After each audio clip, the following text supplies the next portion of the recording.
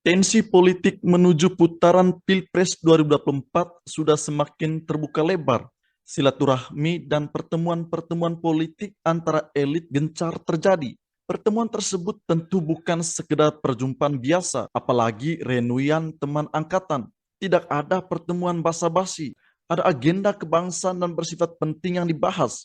Pertemuan politis dan untuk kepentingan kebijakan partai. Tidak perlu membuat kalkulasi yang jelimet dan rumit. Pertemuan elit politik menjelang Pilpres 2024 adalah penjajakan kemungkinan teman kencan dalam pemilu, dalam hal ini rekan koalisi, dan bahkan sudah pada tahap konsolidasi koalisi. Hal tersebut yang terlintas dan tersurat dengan sangat jelas melalui kehadiran Ketua Umum Gerindra Prabowo Subianto pada acara PKB Road to Election 2024. Bahkan dalam acara tersebut, Cak Imin memanggil Prabowo dengan sebutan calon presiden. Prabowo tidak mau kalah. Dia memuji-muji kerja keras dari Cak Imin dan sempat juga menarasikan pantun yang khas.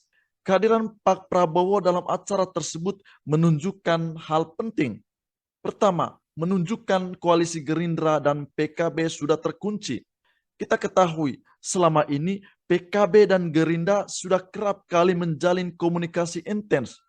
Pertemuan antara Ketua PKB Cak Imin dan Pak Prabowo Subianto, Ketua Partai Gerindra, tampak sangat mesra. Lempar senyum seperti sehabis makan siang bersama pun selalu terjadi. Muncul wacana koalisi semut merah dan sebagainya.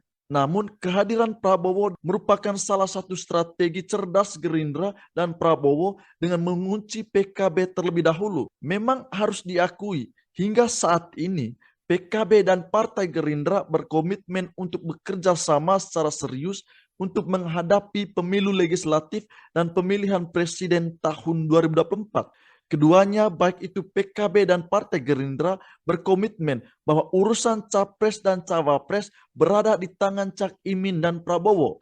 Hal-hal strategis seperti ini sangat penting dalam hal penjajakan teman koalisi. Kalau kita perhatikan, langkah Prabowo menjadi Capres 2024 sudah semakin terbuka. Gerindra sudah mendeklarasikan dirinya sebagai Capres 2024. Kawan koalisinya juga sudah banyak. Mengingat Gerindra sendiri masih setia berada di dalam koalisi pemerintahan Jokowi. Beliau juga dekat dengan Presiden Jokowi dan Ibu Megawati yang sudah barang tentu memiliki pengaruh besar dan strategis dan bahkan sangat menentukan dalam Pilpres 2024. Lebih dari itu, Gerindra dan Prabowo juga lagi mesra-mesranya dengan PDIP. Bisa dikatakan Prabowo tinggal menunggu siapa cawapres yang akan mendampinginya. Kalau kita realistis, apapun komitmen PKB yang gembar-gembor mengorbitkan kadernya yang adalah ketua partai, dalam hal ini Cak Imin, untuk menjadi Capres 2024. Tapi sejujurnya, Prabowo melaju jauh di depan dalam pemburuan tiket Capres. Dalam hal ini, sebenarnya tidak ada jalan lain dan optimisme yang meninggi bagi PKB selain mengusung Prabowo. Prabowo adalah calon yang potensial dari segi partai politik, kemungkinan koalisi, logistik untuk memenangkan Pilpres, dan juga jangan lupa Prabowo adalah salah satu tokoh yang memiliki elektabilitas yang mumpuni. Prabowo selalu berada di urutan 3 besar tokoh yang elektabilitas tinggi untuk Pilpres 2024. Kita tahu dalam setiap survei, tokoh yang memiliki elektabilitas dan masuk 3 besar adalah Prabowo Subianto, Ganjar Pranowo, dan Anies Baswedan. Dengan bergabungnya dan berkoalisinya Gerindra dengan PKB, jalan Prabowo menuju kontestasi Pilpres 2024 sudah terbuka lebar. Memang kedua partai tersebut berbeda secara ideologis. Gerindra berhaluan nasionalis, sedangkan PKB religius keagamaan. Tetapi perbedaan haluan ideologis seperti ini bukan sebagai garis pembatas, tetapi termasuk jembatan penghubung kerjasama politik. Gerak cepat pun dilanjutkan dengan membentuk sekretariat bersama atau Sekber Gerindra PKB. Hal tersebut tidak lain adalah bentuk kerjasama politik kedua partai supaya lebih terkonsolidasi dengan baik demi memantapkan langkah menuju Pilpres 2024. Menggandeng PKB sebagai mitra bagi koalisi merupakan langkah strategis Partai Gerindra untuk meningkatkan potensi keterpilihan Prabowo dalam Pilpres 2024. Tak hanya itu, kemungkinan cawapres yang dipilih untuk mendampingi Prabowo Subianto ialah Erick Thohir. Erick Thohir sangat potensial untuk menjadi cawapres. Bagaimana dengan peluang ketua PKB? Jujur saja, saya melihat peluang Cak Imin tidak terlalu besar dan sebaiknya ikhlas melepaskan cawapres untuk Erick Thohir. Jika Cak Imin yang akan menjadi cawapres, seharusnya sudah sejak lama Gerindra dan PKB melakukan deklarasi. Terlihat seperti ada keraguan dari Prabowo dan Gerindra kalau PKB memaksakan Cak Imin. Karena kalau memang Cak Imin diinginkan Prabowo, tentu mereka sudah deklarasi. Tidak perlu membutuhkan waktu lama untuk deklarasi.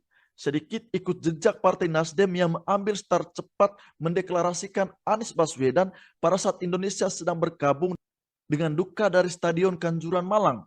Harus juga diakui bahwa deklarasi untuk membentuk koalisi merupakan hal yang mudah untuk dilakukan. Hal ini juga sempat disampaikan oleh Prabowo. Hal yang sulit adalah bagaimana agar koalisi yang telah terbentuk dapat memenangi pemilu demi menyelamatkan bangsa Indonesia. Sebagai calon presiden 2024, sepertinya ada sesuatu hal yang mengganjal Prabowo untuk menggandeng Cak Imin, terutama soal elektabilitas yang masih rendah. Bukan hanya soal elektabilitas saja, Cak Imin juga tidak bisa mendapatkan dukungan dari NU. Semua orang tahu bagaimana hubungan Cak Imin yang kurang ideal alias tidak bagus dengan Gus Yahya, Ketua Umum PBNU.